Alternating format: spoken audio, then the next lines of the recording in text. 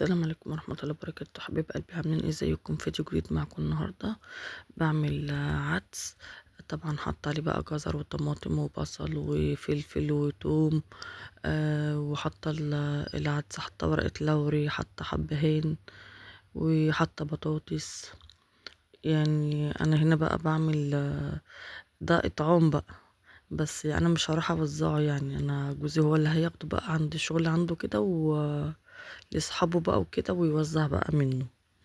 هنا بوريكم ان انا يعني ايه البوتاجاز مكان بقى ما كنت بعمل كمان طماطم وكده، كنت بسبك طماطم وبغسل المواعين. بوريكم يعني شكل البوتاجاز كان عامل ازاي. وهنا بقى قلت اشطب المواعين وامسك بقى البوتاجاز اغسله قبل ما اكمل بقى عليه الاكل، عشان ما يتحرقش اكتر من كده. ما تنسوش تصلوا على رسول حبايب قلبي عليه الصلاة والسلام. ما تنسوش تعملوا لايك وشير كومنت حلو منكم.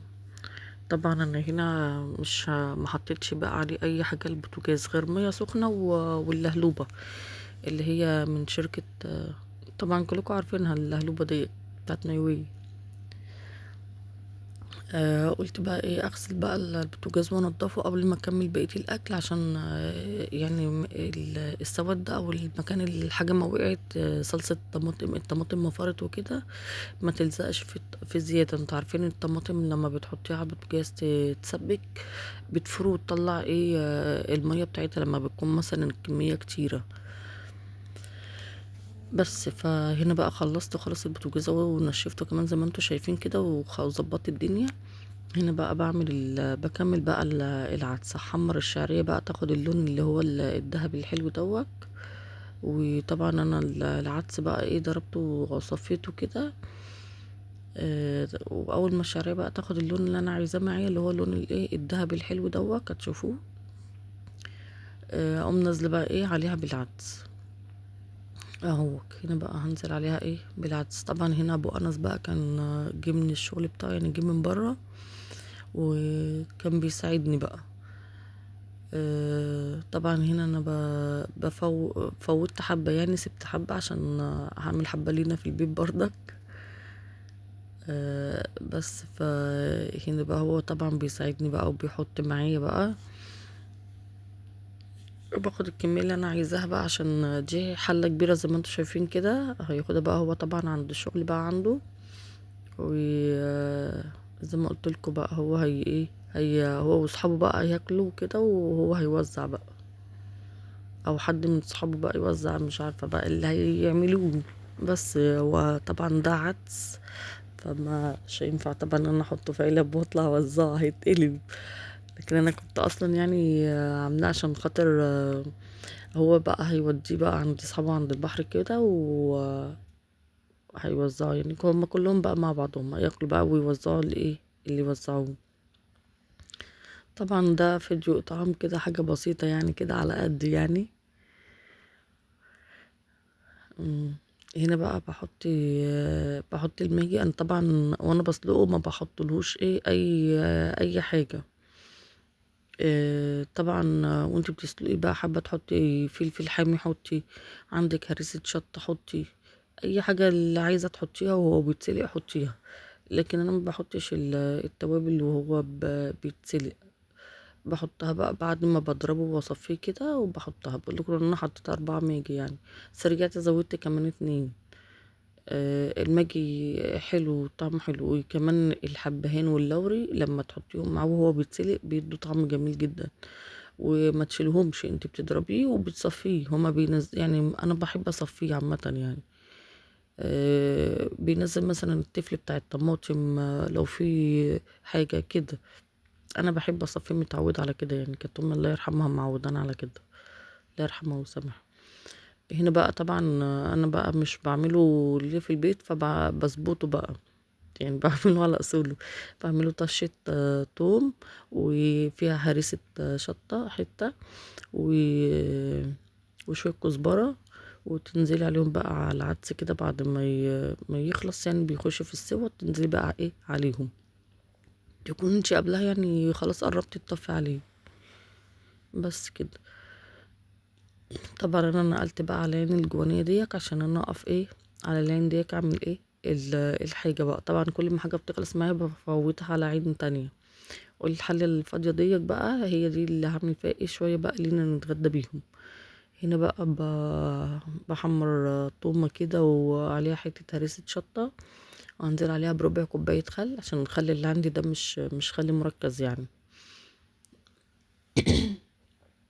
عذرا حبايب قلبي. وهعمل لها بقى ايه دي طشة بقى كده بالطماطم، بتتحط من فوق العدس يعني زي ما انتم متعودين انا بعمله كده، بيبقى طعمه جميل. هنا بقى هو ربع كوباية الخل هنزل عليها ويدوب تاخد غلوة كده او غلوتين، وانزل عليها بقى بالطماطم.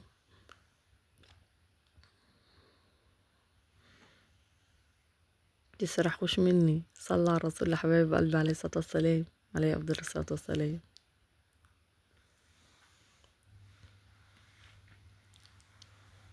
فضلا وليس امرا، متنسوش بقى اللايك والشير، كومنت حلو منكم، سبسكرايب.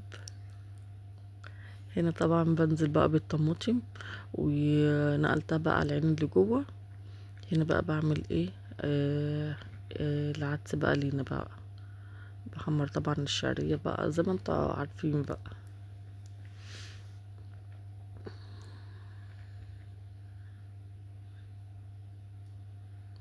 اول ما تاخد بقى معايا اللون اللي هو الذهبي اللي انتوا عارفينه، او منزله بقى ايه كمية العدس بقى بتاعتنا بقى.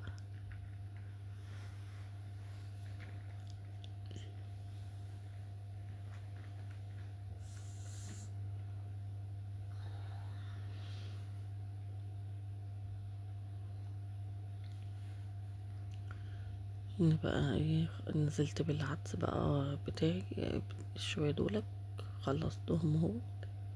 ده اللي احنا هنتغدى ايه بقى بيه في البيت.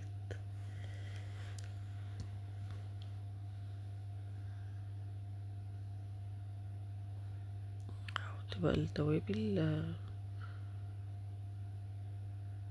الفلفل الاسود بقى، السبع بهارات، شوية كمون، الماجي، الملح، بس متحطلوش بهارات اكتر من كده.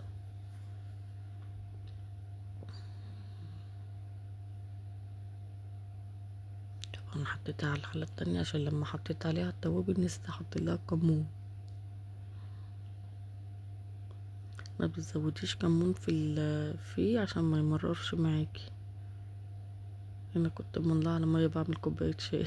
هنا لقيت الفلفل الاسود حصى، قلت لا هروح اطحنه عشان كان جامد كده محسول، فطحنته بقى. وهنا ايه ظبطت بقى. هنا بقى طبعا هي كانت خلاص بقى بتتسبك معايا، فحطيت لها بقى الفوة، ما بتحطلهاش اكتر من ملح وفلفل اسود. هنا بقى كنت بنشف عيش في الفرن، كان حسن بقى بينشفه.